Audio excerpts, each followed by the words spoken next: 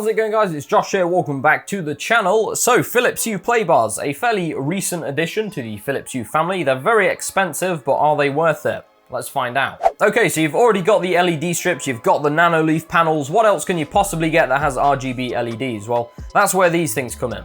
Now, as soon as you pick up the light bars, you'll notice they are extremely light. Apart from the rubber being used on the back, the entire thing is made of plastic. And I'll be honest, it's a little bit disappointing for the price you're paying. Now, you can get these things in black or white. I've got the white version, and they're available in the standard double pack, which contains everything you need to get them working. Or you can grab a single extension kit, which is literally just a light bar and mounting accessories. There's no power supply included with the extension kit. The power supply can power up to 3 light bars, so that's obviously your double pack plus an extension kit. Bear in mind though that you only get one power supply and the length of the light bar cable is 2 meters, so if you're trying to flank like a massive cinema setup, that might be an issue. Although Philips will happily sell you a 5-meter power extension cable for about £15. Now, with this being a Philips Hue product, you will need a Hue bridge to control these things, which if you already own Philips smart bulbs is fine because you'll already have one, but if you don't, it's yet another expense to add on top. Mounting wise, you can lay them straight on the desk, or you can attach one of the included stands to either have them sit horizontally or vertically. Your other option is to attach the flat wall mounting plate, which comes with a 3M tape pad, so you can stick it to a wall or the back of your monitors or TV like I did. Alright, so they're plugged in, you've got them connected to your Philips Hue app. Obviously from here you can change the colour of them, set schedules, the usual stuff.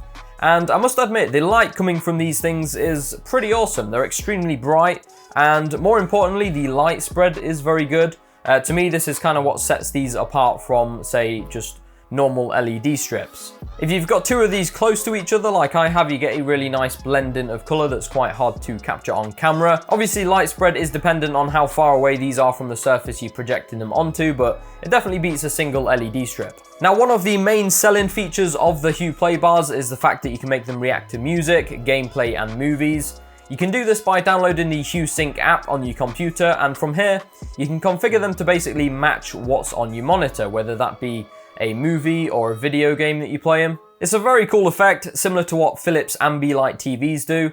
Bear in mind though that this feature will only work playing content on displays that are hooked up to your computer.